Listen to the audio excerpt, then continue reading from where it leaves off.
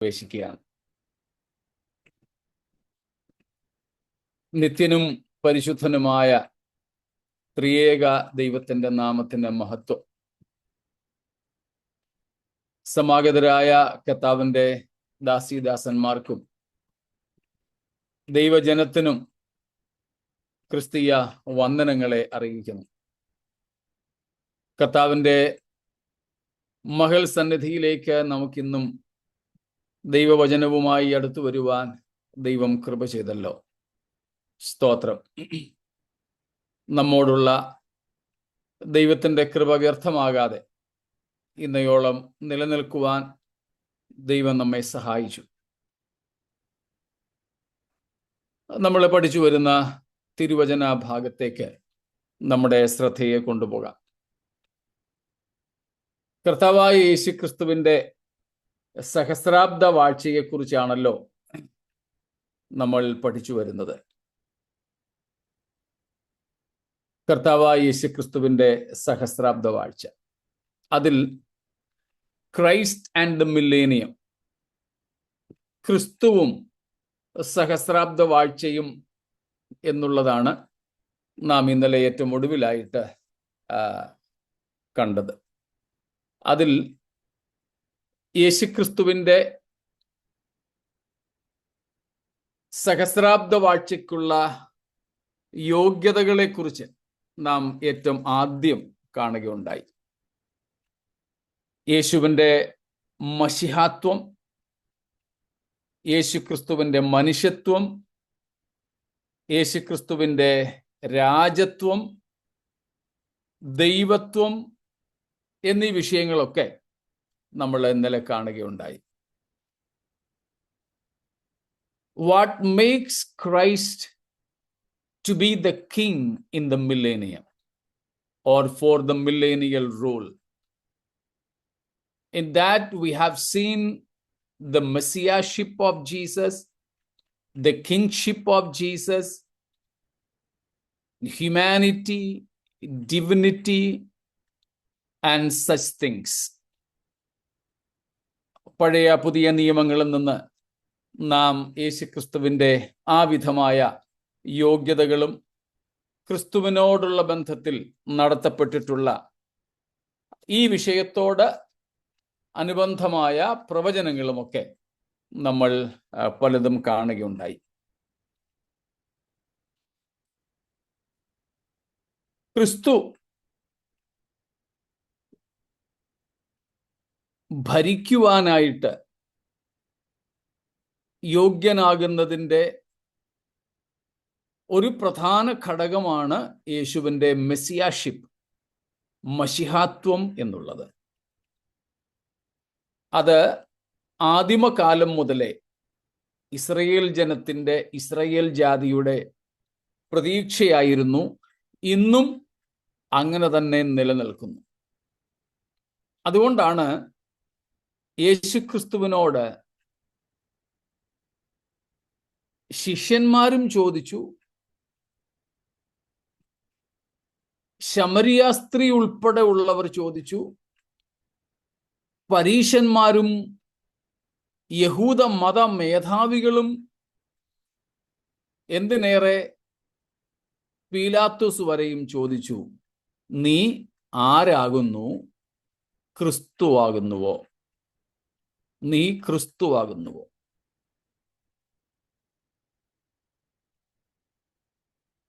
യേശുവിനോടുള്ള പ്രധാനപ്പെട്ട ഒരു ചോദ്യമായിരുന്നു, നീ ആര്?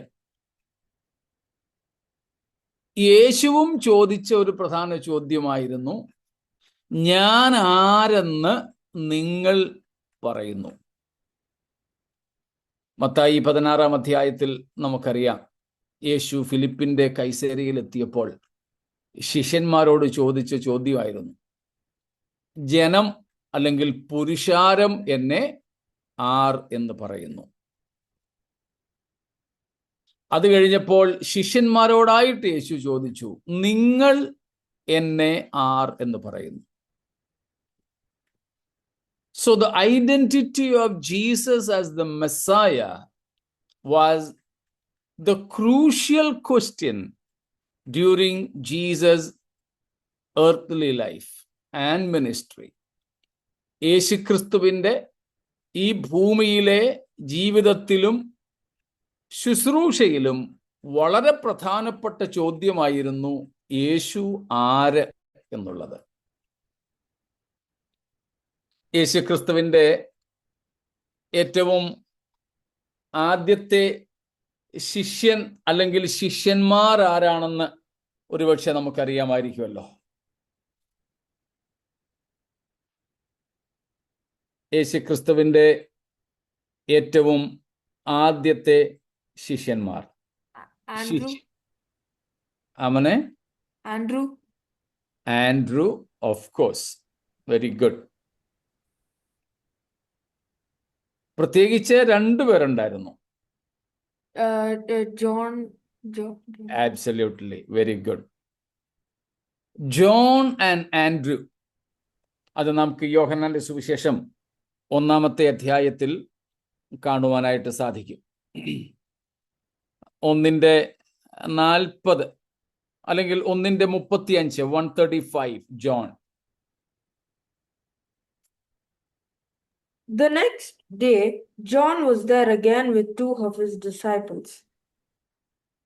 John, here John means John the Baptist. ഇവിടെ 35-ാം വാക്യത്തിൽ പറയുന്ന യോഹന്നാൻ സ്നാപകനാണ്. യോഹന്നാൻ സ്നാപകൻ തൻ്റെ ശിഷ്യന്മാരിൽ 2 പേരുമായി അവിടെ നിൽക്കുമ്പോൾ യേശു അതുവഴി പോയി.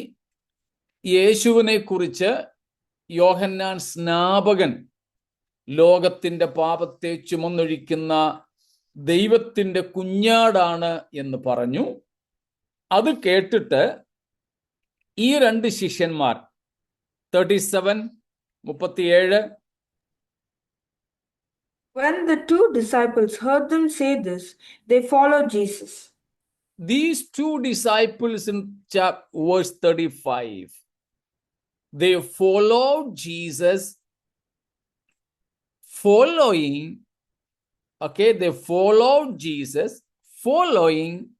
the testimony of John the Baptist. സ്നാപക യോഹന്നാന്റെ സാക്ഷീകരണത്തെ തുടർന്ന് ഈ 2 ശിഷ്യന്മാർ യേശുവിനെ അനുഗമിച്ചു. Now come to verse 40, 40-ാം വാക്യം. Andrew, Simon Peter's brother, was one of the 2 who heard what John had said and who had followed Jesus.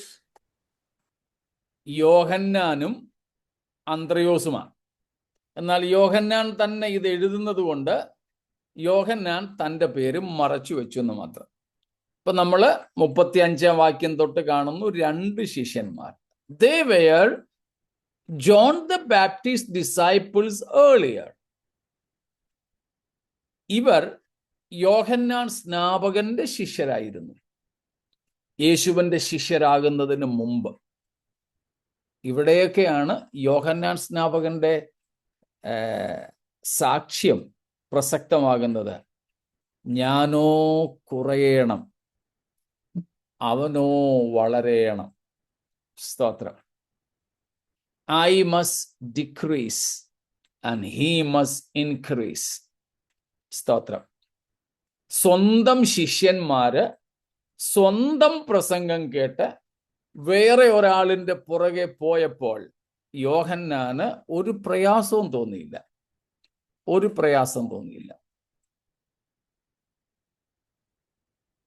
സ്തോത്രം. പോട്ടെ, ആ ഭാഗത്തേക്ക് നമ്മൾ പോകുന്നില്ല. വിഷയം ഇതല്ല.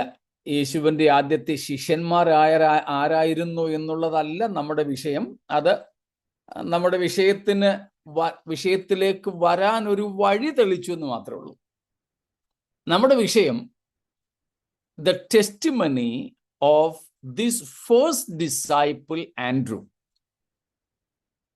യേശുക്രിസ്തുവിൻ്റെ ആദ്യത്തെ ശിഷ്യനായ അന്ത്രയോസിന്റെ സാക്ഷീകരണമാണ് നമുക്കിപ്പോൾ വേണ്ടത്. അത് നാം കാണുന്നത് 41-ാമത്തെ വാക്യത്തിൽ, verse 41. The first thing Andrew did was to find his brother Simon and tell him, We have found the Messiah, that is, the Christ. We have Found the Messiah. found the Messiah, the Christ. ഞങ്ങൾ മശിഹായെ എന്ന് വെച്ചാൽ ക്രിസ്തുവെ കണ്ടെത്തിയിരിക്കുന്നു. സ്തോത്രം. ഇനി 4-ാമത്തെ അധ്യായത്തിലേക്ക് നമുക്ക് പോകാം. Verse 29, 4:29, 4:29. Come, see a man who told me everything I did. Could this be the Christ? Samaritan woman testifying in her village. ശമരിയക്കാരത്തി സ്ത്രീ അവളുടെ ഗ്രാമത്തിൽ പോയി പറയുന്ന കാര്യമാണ്. അതിനു മുമ്പ് 25, 26 വാക്യങ്ങളിൽ യേശുവിനോട് തന്നെ ഈ സ്ത്രീ പറയുന്നുണ്ട്, മശിഹ എന്ന് വെച്ചാൽ ക്രിസ്തു വരുന്നു എന്ന് ഞാൻ അറിയുന്നു. That means the Jews or the entire Israelites as well as Samaritans were expecting, they were anticipating for the Messiah to come. സകല ഇസ്രായേല്യരും അതുപോലെ ശമര്യരും ഒരുപോലെ മശിഹായുടെ വരവിനായിട്ട് കാത്തിരുന്നു. അതാണ് ഇവിടെ പറയുന്നത്. മശിഹ വരുന്നു അല്ലെങ്കിൽ ക്രിസ്തു വരുന്നു എന്ന് ഞാൻ അറിയുന്നു. അപ്പോൾ യേശു കർത്താവ് തന്നെ 26-ാമത്തെ വാക്യത്തിൽ പറയുന്നു, നിന്നോട് സംസാരിക്കുന്ന ഞാൻ തന്നെ മശിഹ ആകുന്നു. I myself am the Messiah. Jesus testified to Samaritan woman. എന്നിട്ട് അവൾക്ക് അത്ര വിശ്വാസം വന്നില്ല. അതുകൊണ്ടാണ് അവളുടെ പട്ടണത്തിൽ ചെന്നിട്ട്, അവളുടെ ടൗണിൽ ചെന്നിട്ട് അവിടുത്തുകാരോട് പറഞ്ഞത് 29-ാമത്തെ വാക്യത്തിൽ, സ്തോത്രം, ഞാൻ ഒരുത്തനെ കണ്ടു, ഒരു മനുഷ്യനെ, അവൻ പക്ഷേ ക്രിസ്തു ആയിരിക്കുമോ? അവളുടെ സംശയം. അപ്പൊ ഇസ്രായേലിനും മുഴുവനും സ്നാപകനോടും യേശുവിനോടും ചോദിക്കാനുള്ള ഒറ്റ ചോദ്യമുള്ളൂ, ആർ യു ദ മെസ്സായ? യോഹന്നാൻ പ്രസംഗിക്കുകയും ഒക്കെ ചെയ്തപ്പോൾ യോഹന്നാന്റെ അടുക്കൽ വന്ന് ആൾക്കാർ ചോദിച്ചു, നീ ക്രിസ്തു ആകുന്നുവോ? യോഹന്നാൻ പറഞ്ഞു, ഇല്ലില്ല, ഞാൻ ക്രിസ്തു അല്ല. സ്തോത്രം, ഞാൻ ക്രിസ്തു അല്ല. അതെല്ലാം യോഹന്നാൻ 1-ാമത്തെ അധ്യായത്തിൽ തന്നെ പറയുന്നുണ്ട്. സ്തോത്രം, 1-ാമത്തെ അധ്യായം അതിൻ്റെ 19-ാമത്തെ വാക്യം. Now this was John's testimony, when the Jews of Jerusalem sent priests and Levites to ask him who he was. What was his response? He did not fail to confess, but confessed freely, I am not the Christ. I'm not the Christ. സ്തോത്രം. അപ്പൊ യോഹന്നാനോടും ക്രിസ്തുവിനോടും യഹൂദന്മാരുടെ പ്രധാന ചോദ്യം, നീ ക്രിസ്തു ആണോ? അല്ലെങ്കിൽ പിന്നെ ആരാണ്? സ്തോത്രം. കാരണം ഇസ്രായേലിന്റെ എക്കാലത്തെയും ഇന്നും അവരുടെ പ്രതീക്ഷ ക്രിസ്തുവിൽ, മശിഹായിലാണ്. ഇപ്പോഴും അവർ യുദ്ധം ചെയ്യുന്നു. ഒരേ സമയം പല ശത്രുക്കളോട് നമ്മളിപ്പോൾ സംസാരിച്ചു കൊണ്ടിരിക്കുമ്പോഴും യുദ്ധം ചെയ്യുക നമുക്കറിയാം. സിറിയയിലെ യഹൂദികളോട്, ഹമാസിനോട്, ഏറ്റവും ഒടുവിലാണ് ഇപ്പോൾ നമ്മൾ കണ്ടുകൊണ്ടിരിക്കുന്നത് ഇറാനോട്. ഒരേ സമയം 3-4 ശത്രുക്കളോട് അവർ യുദ്ധം ചെയ്തുകൊണ്ടിരിക്കുക. ആ കൊച്ചു രാഷ്ട്രം, വലിപ്പത്തിൽ കുറവ്, അംഗസംഖ്യയിൽ നമ്പറിൽ കുറവ്. ഇപ്പോഴും അവരുടെ പ്രതീക്ഷ എന്ന് പറയുന്നത് ഏതെങ്കിലും ഒരു ഘട്ടത്തിൽ അവർ തോൽക്കേണ്ട സ്ഥിതിയിലേക്ക് വന്നാൽ മശിഹ അവരെ രക്ഷിക്കാൻ വരുമെന്ന ഇപ്പോഴും അവരുടെ കാത്തിരിപ്പതാ. ഇപ്പോൾ അമേരിക്കയുമായിട്ടൊക്കെ അവർക്ക് ബന്ധമുണ്ടാകാം. ട്രംപിനെ ചിലപ്പോൾ അവർക്ക് കുറെ കൂടെ വിശ്വാസവും ഒക്കെ കാണും, ഒക്കെ ശരിയായിരിക്കും. അതൊക്കെ രാഷ്ട്രീയ ലോകം. പക്ഷേ ആ രാഷ്ട്രീയത്തെക്കാൾ കവിഞ്ഞ് അവരുടെ കാത്തിരിപ്പെന്ന് പറയുന്നത് അമേരിക്ക കൈവിട്ടാലും യൂറോപ്പ് കൈവിട്ടാലും ആരെല്ലാം ഞങ്ങളെ കൈവിട്ടാലും ഞങ്ങളെ ഏറ്റവും ആപൽഘട്ടത്തിൽ സഹായിക്കാൻ ഞങ്ങളുടെ മശിഹ വരും. സ്തോത്രം. ഞങ്ങളുടെ മശിഹ വരും. അവരുടെ കാത്തിരിപ്പാണത്. അന്നും അങ്ങനെ തന്നെയായിരുന്നു. കാരണം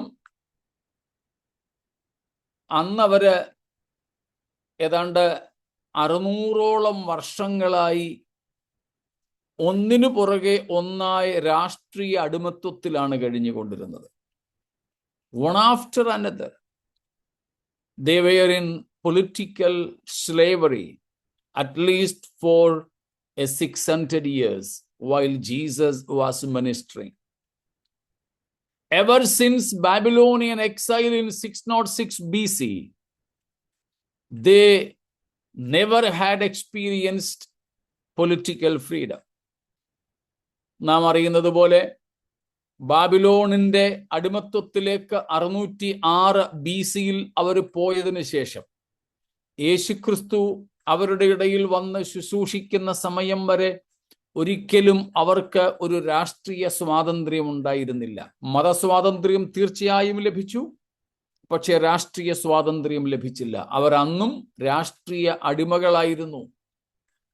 ബാബിലോണ്യർക്ക്, പിന്നീട് മേദ്യ പേർഷ്യക്കാർക്ക്, പിന്നെ അലക്സാണ്ടറിന്റെ ഗ്രീസിന്, അതേ തുടർന്ന് യേശുക്രിസ്തുവിന്റെ കാലത്ത് റോമിന്. ഇങ്ങനെ 4 എംപയേഴ്സ്, 4 സാമ്രാജ്യങ്ങൾക്ക് ഇവർ മാറി മാറി അടിമകളായി കഴിഞ്ഞിരുന്നപ്പോൾ മശിഹയ്ക്ക് വേണ്ടിയുള്ള അവരുടെ പ്രതീക്ഷ ഏറ്റവും ഉച്ചകോടിയിലായിരുന്നു. This may be the time when the Messiah will appear and deliver us from the foreign hands.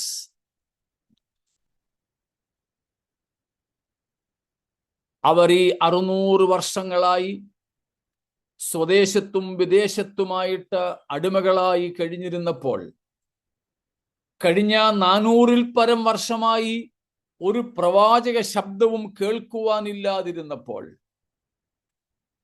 അവർ കാത്തിരിക്കുകയായിരുന്നു. മശിഹ അവർക്ക് വേണ്ടി വെളിപ്പെടും. പെട്ടെന്ന് ഫ്രം നോവെയർ,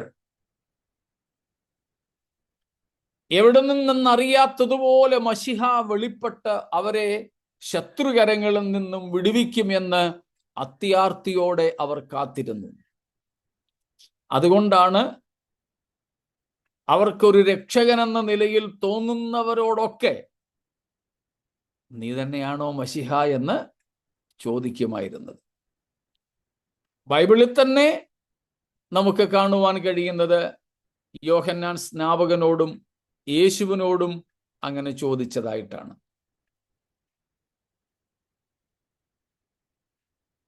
ജീസസ് ഫിലിമിലൊക്കെ നിങ്ങൾ കണ്ടിട്ടുണ്ടായിരിക്കും. ബറബ്ബാസിനോടും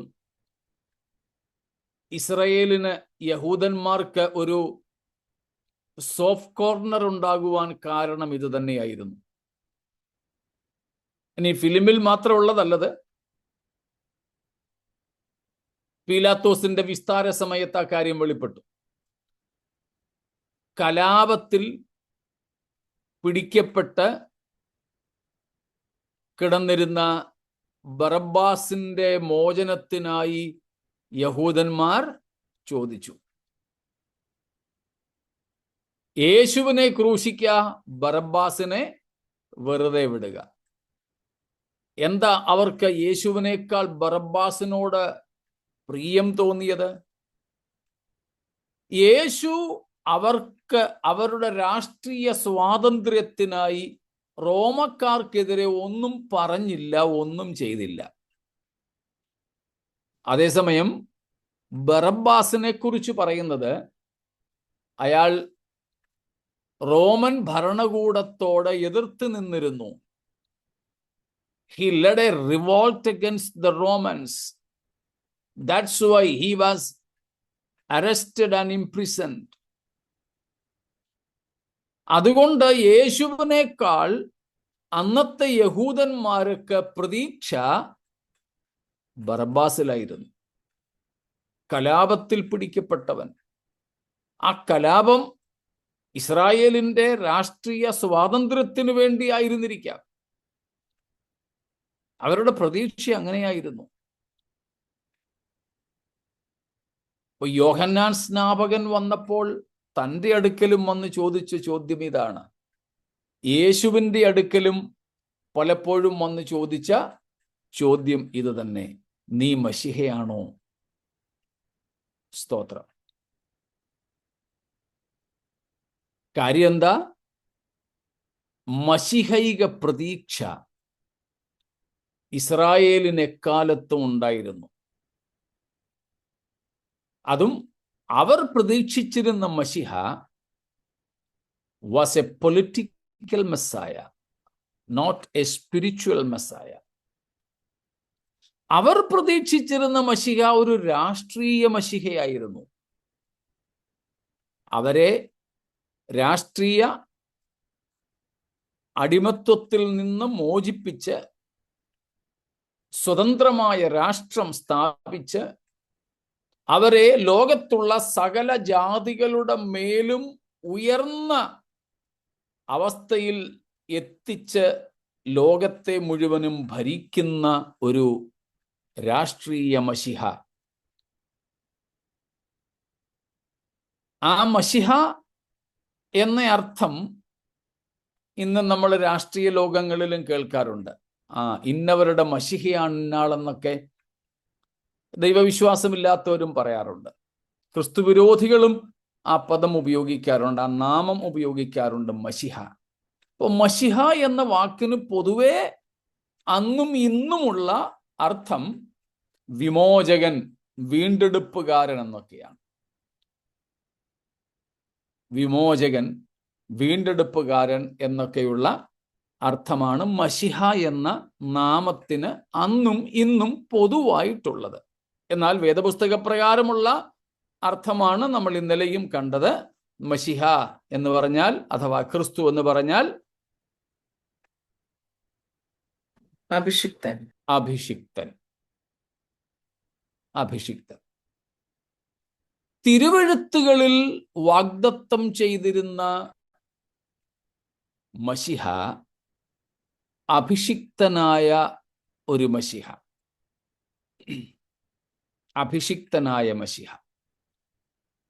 എന്തിനു വേണ്ടി? എന്തിനു വേണ്ടിയുള്ള അഭിഷേകമാ?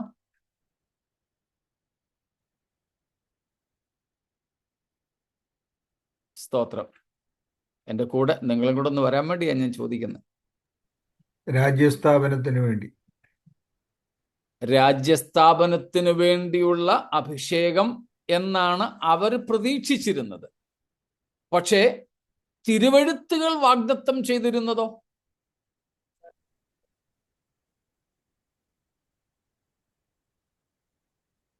റെഡീമർ, വീണ്ടെടുപ്പുകാരൻ. വീണ്ടെടുപ്പുകാരൻ. തെറ്റല്ലെങ്കിലും ശരിയായതിലേക്ക് വന്നില്ല. മഹാപുരോഹിതനായി. മഹാപുരോഹിതനായി അല്ല. To redeem them from some slavery. Of course, but still the appropriate answer is missing. അവർക്ക് രാഷ്ട്രം നേടിക്കൊടുക്കുന്നതായ ഒരു അതായിരുന്നു അവരുടെ പ്രതീക്ഷ. പ്രതീക്ഷ. പക്ഷേ പാപത്തിൽ നിന്ന് വീണ്ടെടുക്കാൻ, നമ്മുടെ പാപത്തിൽ നിന്ന് രാജാവായി വരുന്നതാണ് മാസ്റ്റർ. അല്ല. The Christ. ആഹാ. അങ്ങനെ ജനത്തിന്റെയും രക്ഷയ്ക്ക് വേണ്ടി. യെശയ്യാവ് 61:1.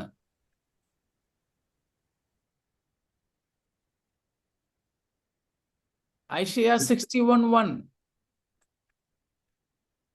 എളുപ്പം. The Spirit of the Sovereign Lord is on me, because the Lord has anointed me to preach good news to the poor. He has The sent me Lord has anointed me. What for? To preach good the news. gospel the poor. to the poor. Then He sent me to bind up the brokenhearted, to bind the brokenhearted. Then to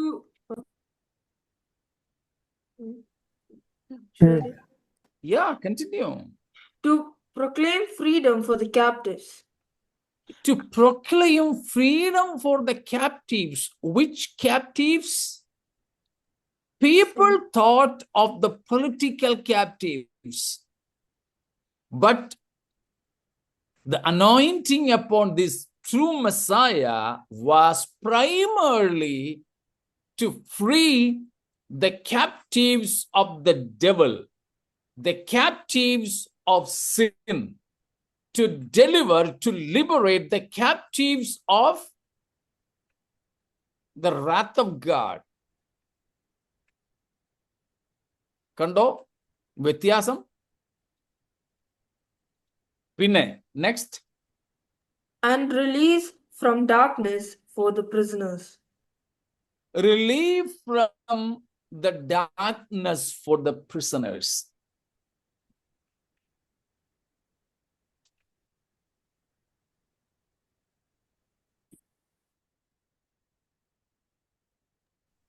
Sorry.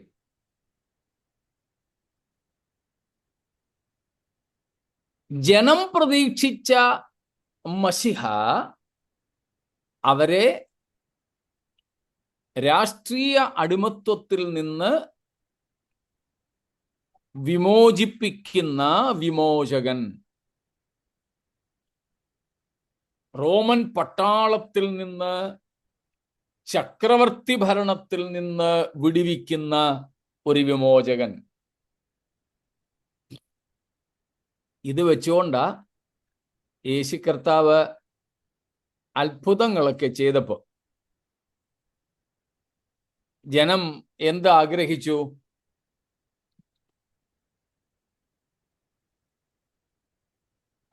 പറഞ്ഞു ശരിയാ സുജ. രാജാവാക്കാൻ. യേശുവിനെ പിടിച്ച് രാജാവാക്കാൻ വേണ്ടി അവർ ആഗ്രഹിച്ചു. യേശുവിനെ പിടിച്ച് രാജാവാക്കാൻ. സ്തോത്രം. യോഹന്നാന്റെ സുവിശേഷം 6-ാമത്തെ അധ്യായത്തിലേക്ക് ആരെങ്കിലും പറയുന്നുണ്ട്? John chapter 6 elaborates about this. Jesus had fed thousands. യേശു ആയിരങ്ങളെ അപ്പം കൊടുത്ത് തൃപ്തരാക്കി.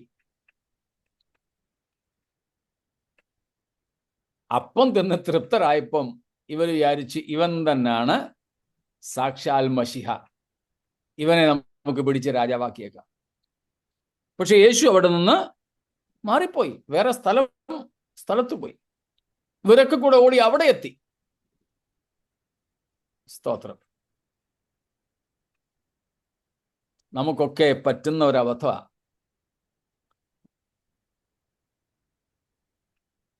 ജനങ്ങൾ നമ്മുടെ മേൽ ഒരു പ്രതീക്ഷ വെച്ച് നമ്മളെ പ്രോത്സാഹിപ്പിച്ചാൽ നമ്മൾ മനസ്സില്ലെന്ന് പറഞ്ഞാലും പല സ്ഥാനങ്ങളും ഏറ്റെടുക്കും.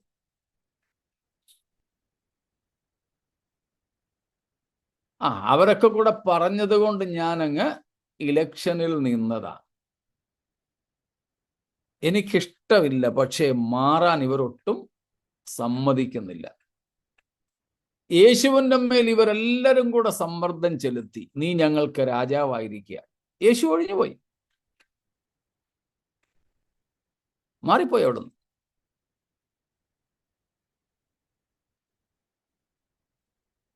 യേശു മാറിപ്പോയി. കാരണം ഇവർ പ്രതീക്ഷിച്ചത്, ഞങ്ങൾക്ക് വേറെ ഒന്നും ഇല്ലെങ്കിലും ഞങ്ങളെ തീറ്റിപ്പോറ്റി സമ്പൽ സമൃദ്ധമായിട്ട് നടത്തുന്ന, സ്വാതന്ത്ര്യത്തിൽ നടത്തുന്ന, ഞങ്ങളെ ഭരിക്കുന്ന ഒരു രാജാവ്, ഇങ്ങനെയുള്ള ഒരു രാജാവ് ഞങ്ങൾക്കിരിക്കട്ടെ.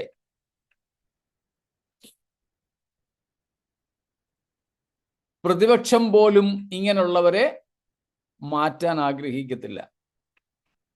Even the opposition party will not be willing to change such leadership. എന്നാൽ യേശു മശിഹ എന്ന നിലയിൽ എന്തിനു വേണ്ടിയായിരുന്നു അഭിഷേകം ചെയ്യപ്പെട്ടതെന്ന് ഇവിടെ പറയുന്നു. എളിയവരോട് സദ്വർത്തമാനം അറിയിപ്പാൻ, ബദ്ധന്മാർക്ക് വിടുതൽ, ഇരുട്ടിലിരിക്കുന്നവർക്ക് സ്വാതന്ത്ര്യം, വെളിച്ചം ഒക്കെ കൊടുക്കാൻ. അത് ആത്മീയമായിരുന്നു എന്ന് ഈ ജനത്തിന് മനസ്സിലായില്ല. എന്തിനേറെ ശിഷ്യന്മാർക്ക് പോലും ആദ്യം പിടികിട്ടിയില്ല. അതിനേക്കാൾ ഭീകരമായ സംഗതിയായിരുന്നു യേശുവിനെ മശിഹ എന്ന് പൊതുജന സമക്ഷം അവതരിപ്പിച്ച സ്നാപകന് പോലും മനസ്സിലായില്ല. നമ്മൾ വായിച്ചല്ലോ, ഇരുട്ടിൽ ഇരുന്ന ജനത്തിന് വെളിച്ചം പകരേണ്ടതിന്, സ്വാതന്ത്ര്യം നൽകേണ്ടതിന് നാം യെശയ്യാ 61 1, 2, 3 തുടങ്ങിയുള്ള വാക്യങ്ങളിൽ കാണുന്ന സംഗതിയാണല്ലോ. സ്തോത്രം.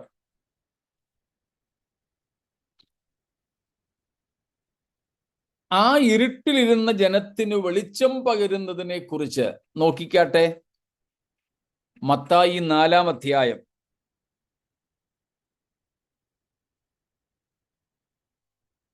14-15.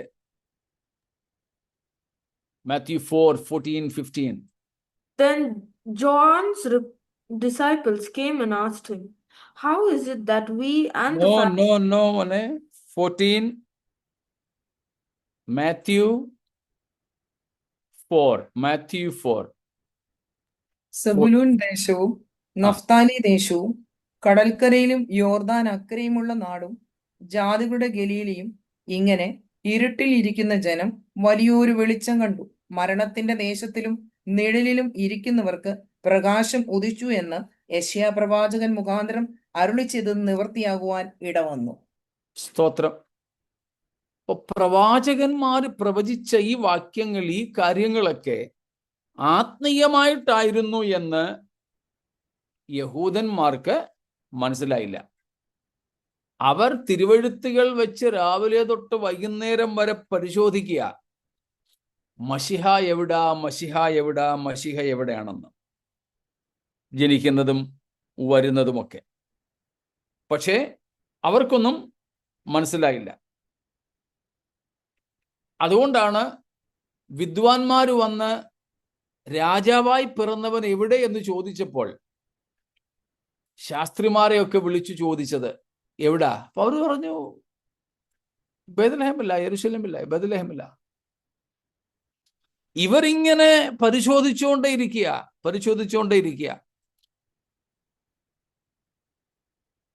സ്തോത്രം.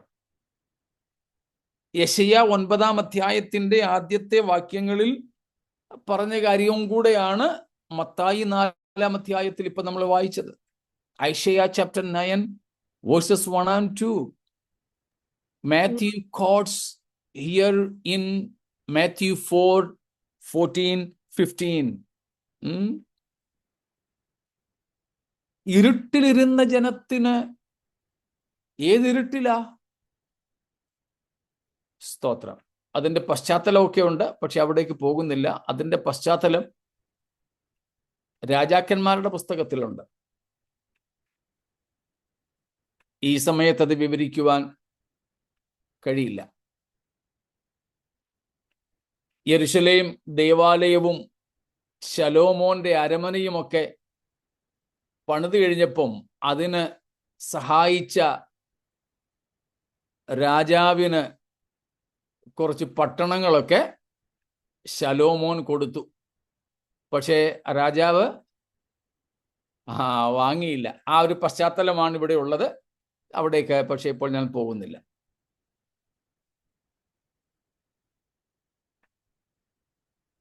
അപ്പോൾ മശിഹ എന്ന ആശയം ഇസ്രായേലിൽ വളരെ തുടക്കം മുതലേ ഉണ്ടായിരുന്നു. അവർ വളരെ പ്രതീക്ഷയോടെ കാത്തിരുന്നു. അത് യേശുക്രിസ്തുവിന്റെ ഐഹിക ശുശ്രൂഷാകാലത്ത് വന്നപ്പോൾ അതിന്റെ ക്ലൈമാക്സിലായിരുന്നു, വളരെ ഉച്ചകോടിയിലായിരുന്നു. കാരണം 600 വർഷങ്ങളോളമായി നിരന്തരം രാഷ്ട്രീയ അടിമത്വത്തിലാണ് അവർ കഴിഞ്ഞിരുന്നത്. ആരെങ്കിലും അവരെ വിടുവിക്കുമോ, സ്വാതന്ത്ര്യപ്പെടുത്തുമോ എന്നവർ കാത്തിരുന്നു. യോഹന്നാനിൽ അവർ പ്രതീക്ഷിച്ചു, പക്ഷേ യോഹന്നാൻ കൊല്ലപ്പെട്ടു. അത് കഴിഞ്ഞപ്പോൾ യേശുവിൽ അവർ പ്രതീക്ഷയർപ്പിച്ചു. അവർ പ്രതീക്ഷിച്ച പോലെ അല്ല യേശു പ്രവർത്തിച്ചത്. അതുകൊണ്ട് യേശുവിനെ മശിഹയായിട്ട് അംഗീകരിക്കാൻ അവർക്ക് പ്രയാസം തോന്നി. എന്നിട്ടും അവർക്ക് സംശയം ഉണ്ടായി. ഏറ്റവും ഒടുവിൽ വിസ്താരത്തിന് വേണ്ടി അറസ്റ്റ് ചെയ്ത് പിടിച്ചപ്പോഴും മഹാപുരോഹിതൻ ചോദിച്ചു, നീ ക്രിസ്തുവാകുന്നുവോ? അന്നേരമെങ്കിലും അവർക്ക് ബോധ്യപ്പെട്ടിരുന്നെങ്കിൽ ചിലപ്പോൾ യേശുവിനെ ക്രൂശിക്കില്ലായിരുന്നു. അപ്പോൾ യേശുവിൻ്റെ 1000 ആണ്ട് വാഴ്ചയിൽ രാജാവായിരിക്കുന്നതിനുള്ള അതിപ്രധാന യോഗ്യതയാണ് യേശുവിൻ്റെ മശിഹാത്വം എന്നുള്ളത്. കാര്യം വ്യക്തമാണോ? സ്തോത്രം. എന്നാൽ യേശുവിൻ്റെ സ്പിരിച്വൽ മെസ്സിയാഷിപ്പ്, ആത്മീയ മശിഹാത്വം യഹൂദന്മാർക്ക് തിരിച്ചറിയാൻ പറ്റില്ല. അതുകൊണ്ടാണ് ഇന്നും നമ്മൾ നേരത്തെ ചില ക്ലാസ്സുകളിൽ പഠിച്ച കാര്യമാണ്, യേശു ആര് എന്ന് നമ്മൾ അറിയണം, യേശു ആര് എന്ന് നമ്മൾ വിശ്വസിക്കണം. അതിനേറ്റവും പറ്റിയ 2 വാക്യങ്ങളാണ് നമ്മൾ നേരത്തെയും കണ്ടിട്ടുള്ളത്. മത്തായി 16:16, നീ ജീവനുള്ള ദൈവത്തിൻ്റെ പുത്രനായ ക്രിസ്തു. യോഹന്നാൻ 20:31 അവിടെ പറയുന്നു, യേശു ദൈവപുത്രനായ ക്രിസ്തു എന്ന് നിങ്ങൾ വിശ്വസിക്കേണ്ടതിനും വിശ്വസിച്ചിട്ട് അവൻ്റെ നാമത്തിൽ ജീവൻ ഉണ്ടാകേണ്ടതിനും ഞാനിത് നിങ്ങൾക്ക് എഴുതിയിരിക്കുന്നു. So Matthew 16:16 and John 20:31, these verses very clearly speaks who Jesus is. So we also should always remember, know and confess who Jesus is. Who is Jesus? ആരാണ് യേശു? പത്രോസ് പറഞ്ഞത് തന്നെ നമുക്കും പറയണം. ജീവനുള്ള ദൈവത്തിൻ്റെ പുത്രനായ ക്രിസ്തു അത്രേ. Who is Jesus? Jesus is the Christ, the Son of the living God. The Christ, വരുവാനുള്ള ക്രിസ്തു. അപ്പോൾ യേശു ക്രിസ്തുവാണ്. അതുകൊണ്ടാണ് നമ്മൾ കഴിഞ്ഞ ദിവസങ്ങളിലും വായിച്ച പത്രോസിന്റെ സന്ദേശം. സ്തോത്രം. ഒന്നും കൂടെ നമുക്ക് ഈ സന്ദർഭത്തിലും ഒന്ന് വായിച്ചേക്കാം. ഓർമ്മയുണ്ടോ?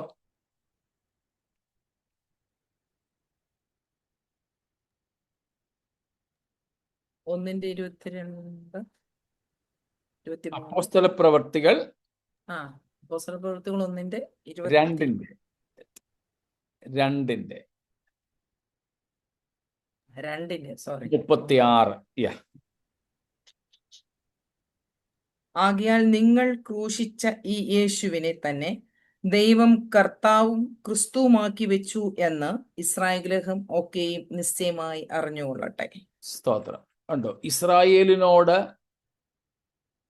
അല്ലെങ്കിൽ ഇസ്രായേല്യരോട് പത്രോസ് പ്രസംഗിക്കുക, നിങ്ങൾ ക്രൂശിച്ചു കൊന്ന ഈ യേശുവിനെ തന്നെയാണ് ദൈവം ആരാക്കി വെച്ചിരിക്കുന്നത്? കർത്താവും ക്രിസ്തുവുമാക്കി വെച്ചിരിക്കുന്നത്. യേശു വിശുദ്ധന്മാരുമായിട്ട് ഇനിയും വരുമ്പോൾ ഒലിവുമലയിൽ പാദം ചവിട്ടുന്ന ആ പരസ്യ വരവിൽ യഹൂദന്മാർ യേശുവിനെ വിശ്വസിക്കുന്നതും കൈക്കൊള്ളുന്നതും ആണിത്. യേശുവേ, നസറായനായ യേശുവേ, മറിയയുടെ മകനായ യേശുവേ, അങ്ങ് തന്നെയാണ് ക്രിസ്തു, അങ്ങ് തന്നെയാണ് ക്രിസ്തു. സ്തോത്രം. അപ്പോൾ യേശുവിൻ്റെ ക്രിസ്തുത്വം, മശിഹാത്വം, അത് ആണ് യേശുവിനെ സഹസ്രാബ്ദ വാഴ്ചയ്ക്ക് വേണ്ടി രാജാവാകുവാൻ ഒരുക്കിയെടുക്കുന്ന പ്രധാനപ്പെട്ട ഘടകം എന്നത്രേ നാം ഇതുവരെ ചിന്തിച്ചത്. സ്തോത്രം. ഇത്രയും കാര്യങ്ങളിൽ എന്തെങ്കിലും വിശദീകരണം?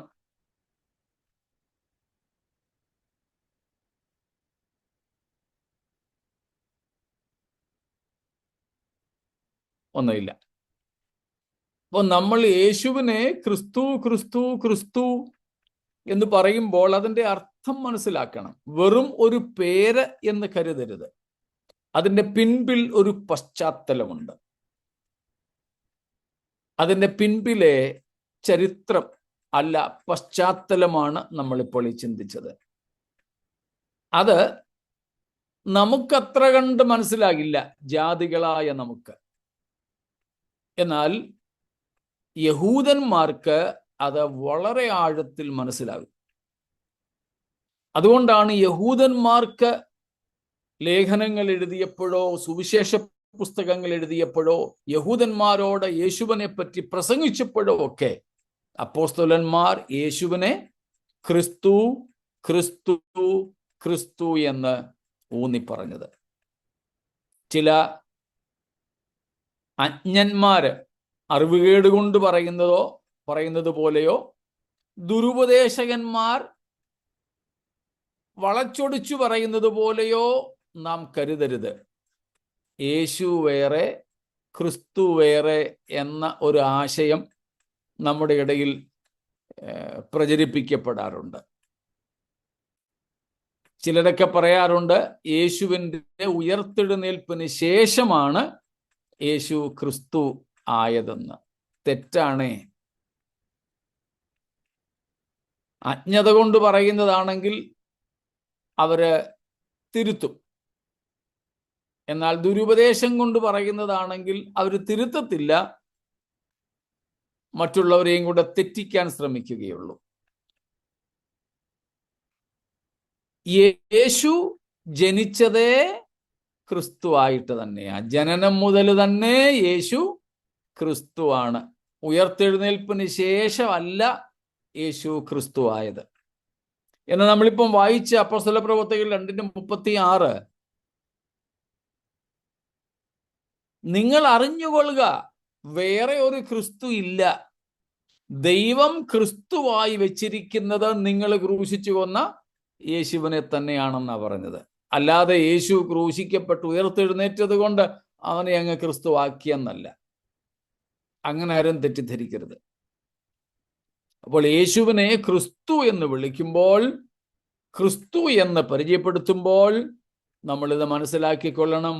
അവൻ രാജാവായി വാഴുവാനും മനുഷ്യകുലത്തെ അവരുടെ സകല അടിമത്വത്തിൽ നിന്നും വിമോചിപ്പിക്കുവാനും അർഹനായവനും അധികാരമുള്ളവനുമാണ്. സ്തോത്രം. യഹൂദന്മാർക്ക് ഒരു രാജ്യം സ്ഥാപിച്ചു കൊടുക്കുന്ന മശിഹയേക്കാൾ അബ്രഹാമ്യ സന്തതിക്ക് പുറത്തുള്ളവരായിരുന്ന, പുറം ജാതിക്കാരായിരുന്ന, ദൈവത്തിന്റെ തെരഞ്ഞെടുക്കപ്പെട്ട ജനത്തിന്റെ പരിധിക്ക് പുറത്തായിരുന്ന എനിക്കും നിങ്ങൾക്കും കൂടെ ഇരുട്ടിൽ നിന്ന്, അന്ധതമസിൽ നിന്ന്, പാപത്തിൽ നിന്ന്, നിത്യ മരണത്തിൽ നിന്ന്, പിശാചിന്റെ അടിമത്വത്തിൽ നിന്ന്, ദൈവത്തിന്റെ ക്രോധത്തിൽ നിന്ന്, പാപത്തിന്റെ ശിക്ഷാവിധിയിൽ നിന്ന് ഒക്കെ വിമോചനം നൽകുന്ന, സ്വാതന്ത്ര്യം നൽകുന്ന മശിഹയായിട്ടാണ് നമ്മുടെ കർത്താവ് ഈ ഭൂമിയിൽ പ്രത്യക്ഷനായത്. സ്തോത്രം.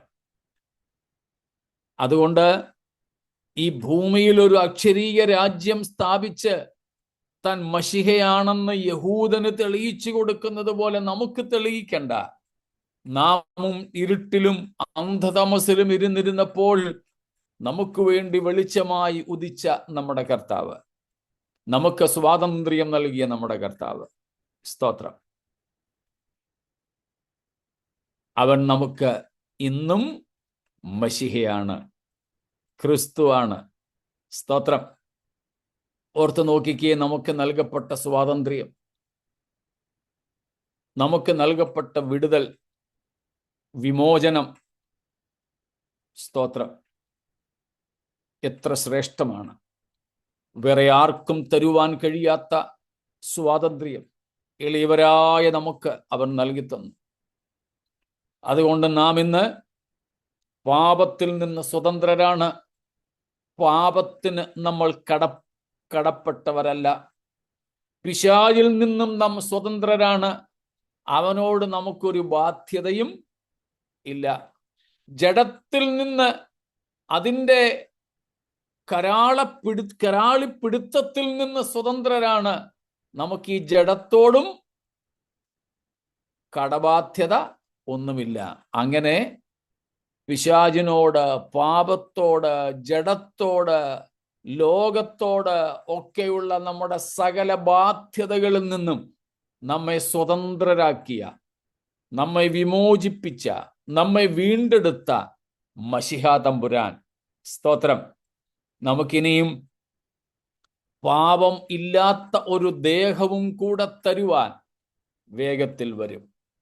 പാപം ഇല്ലാത്ത ഒരു ദേഹവും കൂടെ തരാൻ, മരണമില്ലാത്ത ഒരു ദേഹവും കൂടെ തരുവാൻ, താഴ്ചയില്ലാത്ത ഒരു ശരീരവും കൂടെ തരുവാൻ വേഗം നമ്മുടെ കർത്താവ് പ്രത്യക്ഷനാകും.